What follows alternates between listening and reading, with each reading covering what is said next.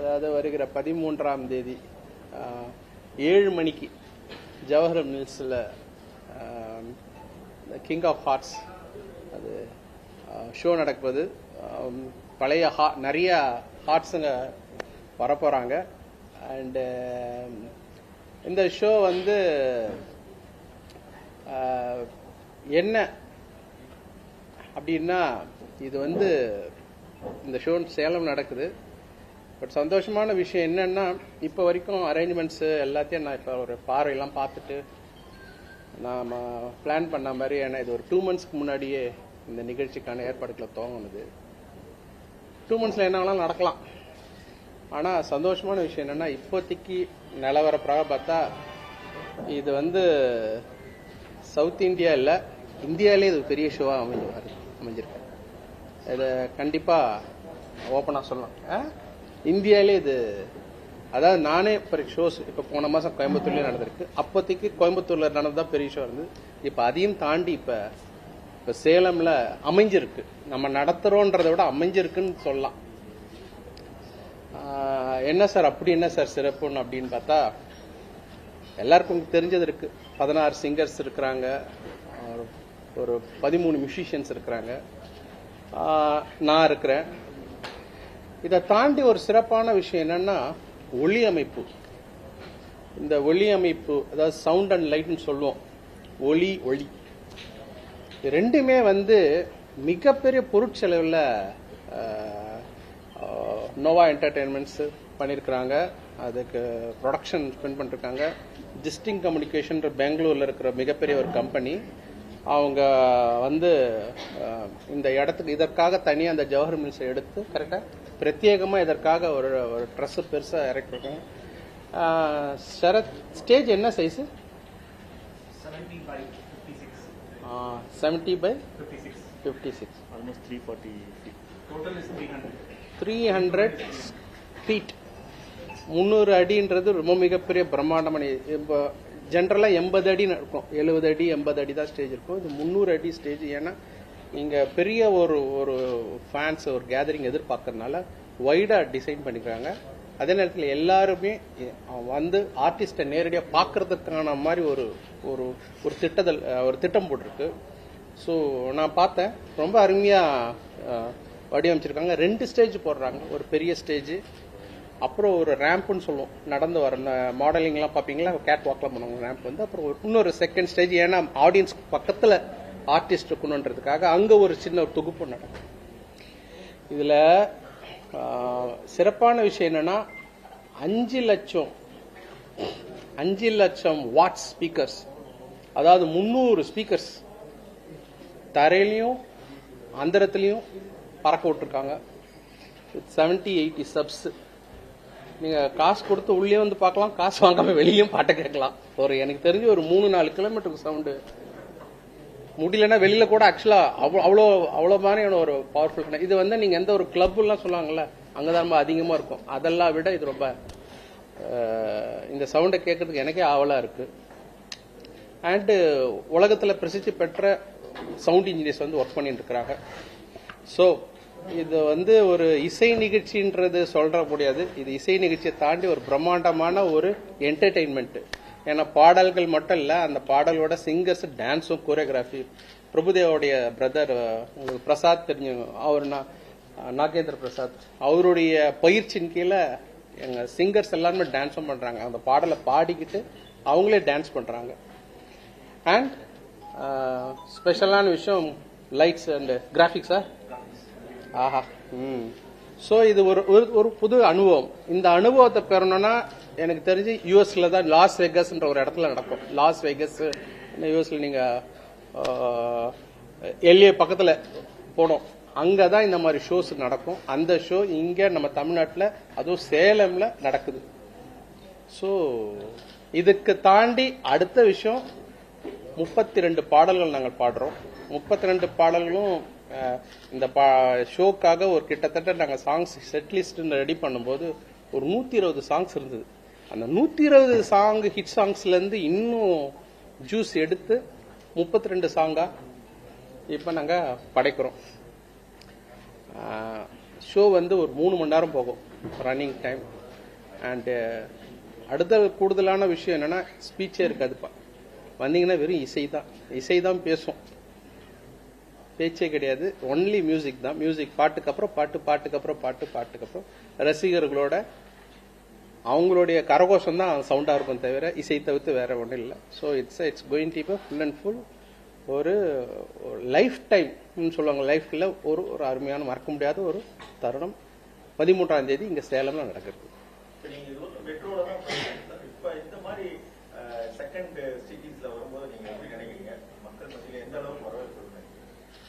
இந்த கேள்வி எனக்கே இருந்தது. அது இவருக்கு தான் சொல்லணும். இவரு தான் தினேஷ் இவர் தான் முன்னே இது அவரோட எனக்கு வெஸ்ட்லாம் நடக்கும் சார், வெறும் சிட்டியில மட்டும் இல்லாமல் வெளியில போய் கொண்டுவாங்க. இது நீங்க கேட்ட கேள்வி இருந்தது. அதுக்கு விடை எனக்கு அடுத்து ஒரு வாரத்துல கிடைச்சிருச்சு. எப்படின்னா இப்ப நான் ஏர்போர்ட்டுக்கு வந்தேன்ல, இப்ப அப்படியே ஏர்போர்ட் இங்க நேரம் இங்க வரேன்.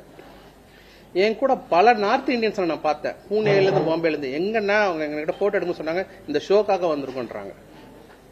என் கூட அப்படியா, நாம இங்க ஏற்காடு போறாங்களாம், 2 நாள் கழிச்சு ஷோ அப்படியே பிளைட் ஏறி பூனே போறாங்களா. ஸோ இங்க இது வெறும் சேலம், முக்கியமா சேலத்து மக்கள் பிளஸ் இங்க பக்கத்துல கேரளா, பெங்களூர், சென்னையில இருந்து நிறைய பேர் வராங்க.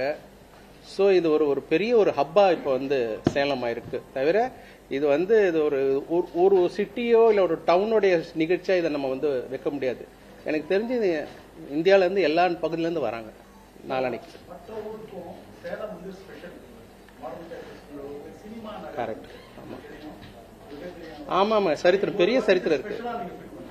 இல்ல நீங்க சொல்றது ரொம்ப 60, 70 கிட்டத்தட்ட இதுதான் கோலிவுட்டா இருந்திருக்கு. 50 இங்க இருந்து தான் சென்னைக்கு போச்சு. பெரிய சரித்திரம் சேலத்திற்கு.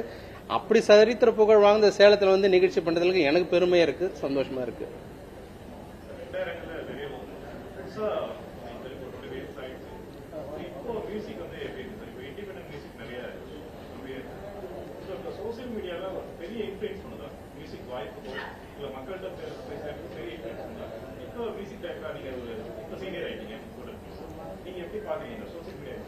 ரொம்ப நல்லது இல்ல. இப்ப எல்லார் வீட்டுக்கும் ஒரு கலைஞர் வந்தானா எல்லாருக்கும் அறிமுகம் ஆறாருன்றது ரொம்ப ஒரு பிளெஸிங் அது. ஸோ யாருமே முன்னாடி ஒரு வாய்ப்பு தேடி போய் அதற்குன்னு ஒரு வாய்ப்பு எல்லாம் ஒரு இடத்த ப்ரொடக்ஷன் கம்பெனி போயிட்டு அவர் சினிமா மூலியமா தான் அறிமுகமாகணும்ன்றது இருந்தது. இப்ப அப்படி இல்லை. அவருக்கு திறமை இருந்தா எங்க இருந்தாலும் அவர் அவராவே சொந்தமாவே கூட பாடலை போட்டு ஒவ்வொரு நைட்ல புகழப்படலாம். ஸோ இது அருமையான ஒரு முன்னேற்றமா தான் நான் பாக்குறேன்.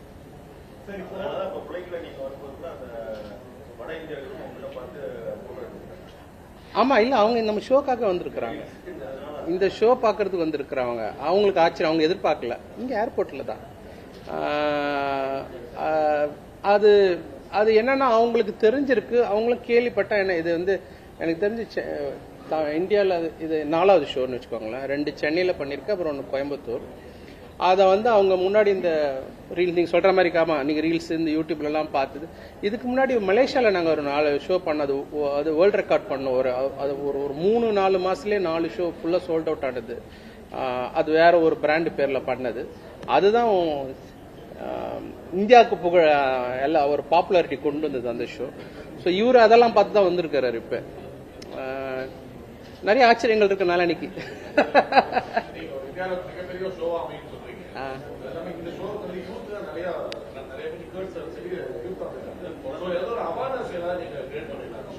இல்ல இது யூத்தா அப்படின்றது இவருக்கு தான் தெரியும். இல்லைங்க, லைக் மிக்ஸ்டு கிரவுட் தான், மோர் ஆஃப் ஃபேமிலி தான் வந்திருக்குங்க. மிக்ஸ்டு கிரவுடா தான் இருக்குங்க. ஸ்டூடெண்ட்ஸ்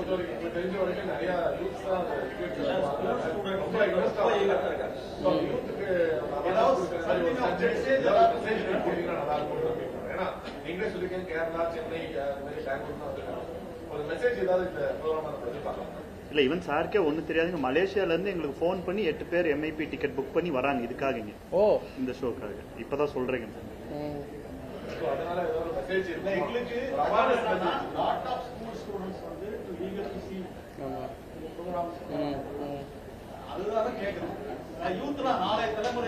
ஆமா ஆமா, அவங்களுக்கு என்ன சொல்றதுன்னா, இந்த ஷோ எனக்கு இதனால ஒரு 10 இசைக்கலைஞர்கள்லாம் ரொம்ப சந்தோஷப்படுவேன். ஒரு இன்ஸ்பிரேஷனா இருக்கும். எப்பயுமே எனக்கு ஒரு இன்ஸ்பிரேஷனான நானும் ஒரு இசை கலைஞரை நான் சின்ன வயசுல பார்க்க போய் ஆஹா இசையை தாண்டி இவ்வளோ இருக்கா அப்படின்ற போய் தான் அது எங்கேயோ ஒரு இடத்துல போயிட்டு ஒரு விதைய போட்டு அது முளைச்சி அப்புறம் இன்னைக்கு நான் ஒரு இசையமைப்பாளராக அவங்க முன்னாடி உட்காருக்கேன். அதே போலதான் இது ஒரு இன்ஸ்பிரேஷன்.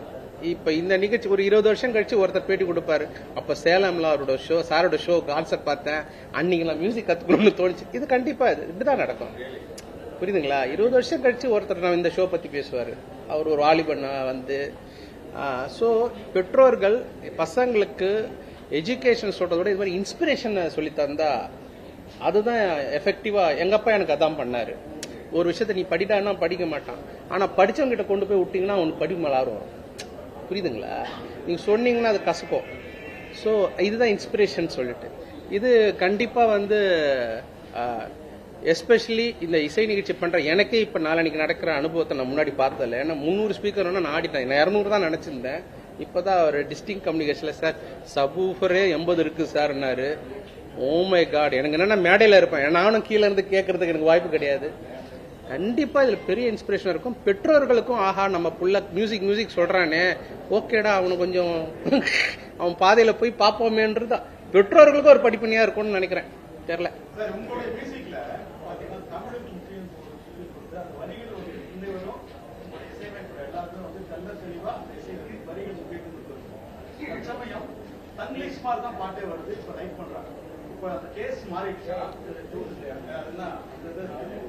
இல்ல அது சினிமான்றது எல்லா தரப்பான பாடலும் இருக்குங்க. ஒரே படத்துல எல்லா பாட்டும் இருக்கும். ஸோ அந்த தங்கிலீஷ் பாடலுக்கு அந்த மாதிரியான ஒரு சூழ்நிலைக்கான அந்த மாதிரியான ஒரு கதாபாத்திரத்துக்கான ஒரு பாடலா இருக்கலாம். ஸோ நம்ம கதை படத்துல இருக்கிறத தெரியாம கதையை தெரியாம நம்ம எதையும் நம்ம ஜட்ஜ் பண்ண முடியாது. ஆனா இதெல்லாம் தாண்டி சாங்ஸ் பாப்புலாரிட்டிக்காக தான் செய்யறது. ஸோ அதை தான் விரும்புறாங்க போது இது பாட்டோடைய பிரச்சனை கிடையாது, பாட்டை விரும்புறவங்களுடைய பிரச்சனை. அப்படிதான் பார்க்கணும் தவிர நம்ம பாட்டை நம்ம பார்க்க கூடாது. அது விரும்புறவங்க இருக்கிறனால தான் அந்த மாதிரி பாட்டு வருது. விரும்பலன்னா அது யார் பண்ண போறா இல்ல? So anything if people are enjoying அது தவறே கிடையாது.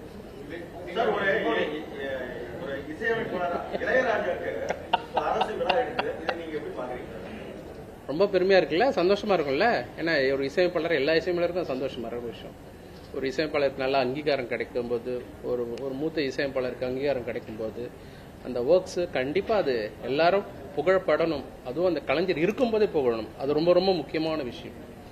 ஸோ அதை நான் ரொம்ப பெருசா ஆதரவு தெரிவிக்கிறேன். we have to celebrate.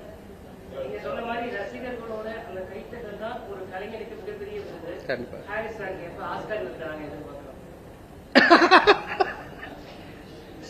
இது எல்லாமே ஒரு வாழ்க்கைன்றது ஒரு பெரிய ஒரு அருமையான ஒரு விஷயம். என்னன்னா சுவாரஸ்யமான ஒரு பரிசு. அந்த நிகழ்வு வந்து நடக்கும்போது அது தெரியாம நடக்கும்போது ரொம்ப நல்லா இருக்கும். நான் என்ன சொல்றேன்னா நம்மளுடைய வேலையை மட்டும் செஞ்சுட்டு போயின்னே இருப்போம். பலன் அதை தான் அப்பப்போ கிடைக்குது, அதே போல கிடைச்சிக்கிட்டே இருக்குது. And it's a long way to go. So எல்லாத்தோட இன்னைக்கு பாருங்க, இன்னைக்கு இவ்வளவு மக்கள் வரப்போறாங்கன்ற செய்தி எனக்கு பல அவார்டுகளுக்கு மேல இது. ஏன்னா லைவா நான் அந்த அவார்டுகளை பாக்குறேன். ஸோ எனக்கு இது ரொம்ப சந்தோஷமான இருக்கு. ரசிகர்களை பார்க்கும்போது நீங்களும் வருவீங்களா நாளைக்கு? கண்டிப்பா வாங்க, நானே உங்களுக்கு அழைப்புதல் கொடுக்குறேன். நீங்க பார்க்கும்போது அது ஒரு வேற மாதிரியான ஒரு அனுபவம். அந்த அவ்வளோ ஆயிரம் மக்களுடைய ஒன்னு சேர்ந்து இந்த ஃபீஃபா ஃபுட்பால் சொல்லுவாங்க தெரியுமா, உலக கோப்பை ஃபுட்பால்லாம் அந்த மாதிரியான ஒரு எனர்ஜி பார்க்க. ரீமிக்ஸ் சாங்ஸ் எல்லாம் இன்னும் வருதா எனக்கு தெரியலையே. வந்துட்டு இருக்கா? ஓ அது கவர்ஸ்ன்னு சொல்லுவாங்க. கவர்னா தான் ஒரு பிரபலமான பாடல் எடுத்து அது ஓகேங்க, அது நல்ல விஷயம் தாங்க. ஏன்னா ஒரு பாடகர் இருக்காருன்னா அந்த பாடகருக்கு ஒரு வாய்ப்பு வெளி உலகத்துக்கு அவர் பேசுறோம்னா என்ன பண்ணா அவர் ஓனா ஒரு கம்போஸ் பண்ணாருன்னா அது பெருசா பிரபலம் அடையாது. அதுக்கு ஏற்கனவே ரொம்ப பாப்புலரா இருக்கிற பாடலை அவங்க குரலை பாடி அவங்க அப்லோட் பண்ணாங்கன்னா அதை நிறைய பேர் பார்ப்பாங்க. இந்த மாதிரி நிறைய சிங்கர்ஸ் பாப்புலரா இருக்காங்க. வெஸ்ட்லயே இருக்கு கவர்.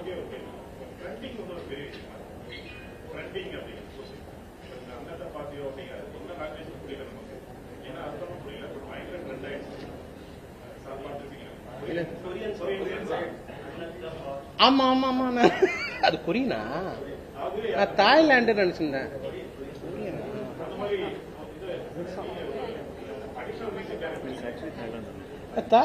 தாய்லாந்து தாய் பேங்காக். ஆமா தாய் சாங் அது. Okay okay.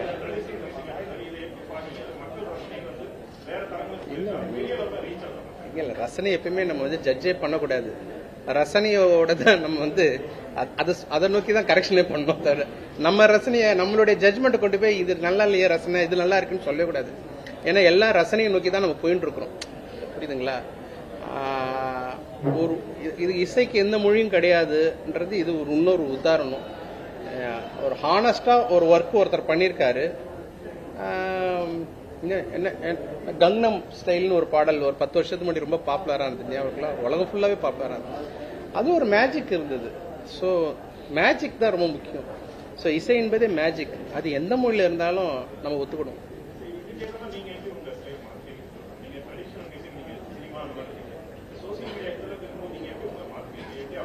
இல்லைங்க, அப்படி கிடையாதுங்க. அது நீங்க திரை இசைன்னு வரும்போது அந்த படத்துக்கு அந்த கதைக்கு என்ன தேவையோ அதை நோக்கி தான் நான் போக தவிர இது எப்படி ரசிப்பாங்க அப்படி ரசிப்பாங்க. அப்படி ஒரு பாட்டு இருக்கும், மக்கா மிஷின் ஒரு பாட்டு இருக்கு.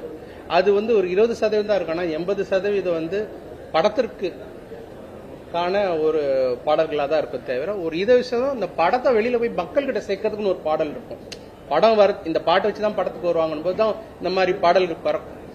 அதனால என்னுடைய ஃபோக்கஸ் இல்லை, எல்லா இசையமைப்பாளரும் அப்படிதான் இருப்பாங்க.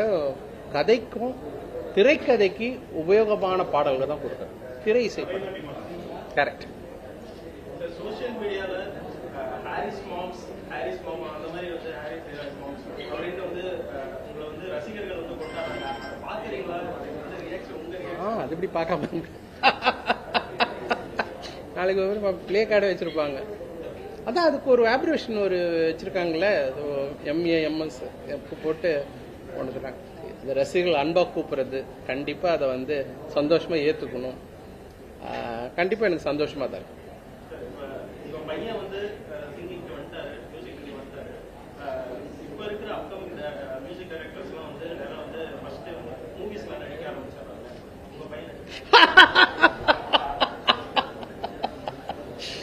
அவர் இப்பதான் 4 டைரக்டர் வந்து கதெல்லாம் சொல்லியிருக்கிறாங்க.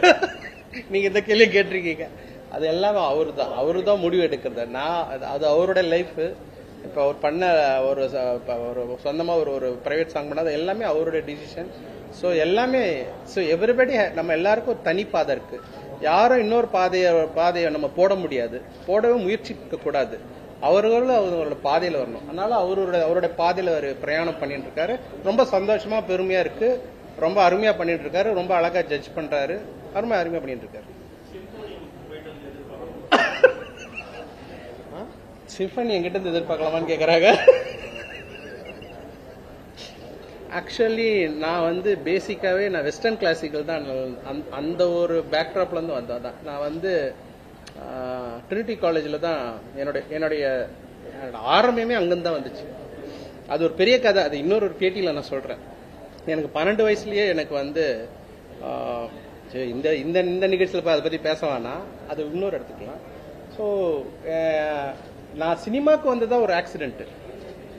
சினிமாக்கு வந்ததுதான் ஒரு விபத்து. ஒரு ஆக்சுவலா என்னோட பயிற்சி வந்து நான் வந்து 14 இயர்ஸ் நான் வந்து ட்ரினிட்டி காலேஜில் கோல்டு மெடலிஸ்ட் 8th கிரேட்ல. அதாவது சின்ன வயசுலயே கிளாசிக்கல் கிட்டார்ல 8th கிரேட் ஒரு பெரிய ஒரு நிலை. அந்த நிலை அடைஞ்ச ஏசியாலேயே யங்கஸ்ட். ஆனா இசை 14 வயசுக்கு அப்புறம் வந்து நான் வந்து ஒரு சினிமா கலைஞன் ஆவேன்னு சொல்லிட்டு நானே எதிர்பார்க்கல. ஸோ ஹூ நோஸ் எதிர்காலம் நம்மளுக்கு என்ன இருக்கு எப்படி இருக்குன்றது. But whatever I do நான் என்ஜாய் பண்ணி அதை பண்றேன். ரொம்ப முக்கியம் நீங்க வந்து செய்யறத அனுபவிச்சு செய்யணும். Which I am doing. Thank you. ஏன் நான் இது வரைக்கும் யூஸ் பண்ணது இல்லைங்க. அதனால எனக்கு அதை பத்தி எனக்கு தெரியல. உண்மையாலுமே ஏஐ ஃபியூச்சர்ல நான் ஏஐ எல்லாம் பாடகர்கள்லாம் இருக்கிறாங்கல்ல, அப்புறம் இருக்கு இல்லைன்னா நம்ம யோசிக்கலாம். எல்லாம் இருக்கும்போது இவ்வளவு பத்திரிக்கா இருக்கிறீங்க, ஏஐ எழுதுதுன்னா நீங்க என்ன ஏன் சொல்லுங்க? நான் இந்த கேள்வி என்ன சொல்லுவீங்க? இவ்வளவு பேர் இருக்கிறீங்க, இதை தாண்டி ஏன் போய் ஏஐ போய் படிப்போமா? அப்படியா? அது டீச்சர்ல தான் நாடா இருக்கும். அங்க தேவை டீச்சர்ஸ் இல்லாத இருக்கும்போது என்னத்துக்கு அது நடக்கும். ஏஐ யூஸ் பண்ணி பழைய சிங்கர்ஸ்லாம் வந்து இப்ப ரீக்ரியேட் பண்ணி அவங்க வாய்ஸ்ல வந்து அதான் சொல்லியிருக்கேன். நீங்க வந்து எந்த சிங்கர் உங்களுக்கு ஒரு தோணி இருக்கும் உங்க பாட்டுல யாராச்சும் இந்த சிங்கர் வந்து பாடி இருந்தா நல்லா இருக்கும்? இல்ல என்ன பிடிச்சிருக்குன்னு ஒருத்தருக்கும் உயிரோட இருக்கிற சிங்கர்ஸ் தான் எனக்கு பிடிச்சவங்க. இவ்வளவு சிங்கர்ஸ் இன்னும் லைஃப் கிடைக்காம பிரேக் இல்லாம எவ்வளவு பேர் இருக்கிறாங்க. டிவியை திறந்தா எவ்வளவு டேலண்ட்ஸ் இருக்கிறாங்க. அவங்கள விட்டு எதுக்கு இறந்து போனவங்க போயிட்டு வாய்ஸ் கொடுக்குறீங்க? இருக்கிறவங்கள கொண்டாடுங்க. அவங்கள கொண்டாடப்பட்டு நல்ல ஒரு தலைமுறையை பார்த்துட்டு நல்லா புகழ்பெற்று தான் அவங்க முடிச்சிருக்காங்க. ஸோ நான் என்ன சொல்லுவேன்னா அவங்களோட பிள்ளைகளுக்கு கொடுங்களேன் வாய்ப்பு. அவரே சந்தோஷப்படுவார்ல.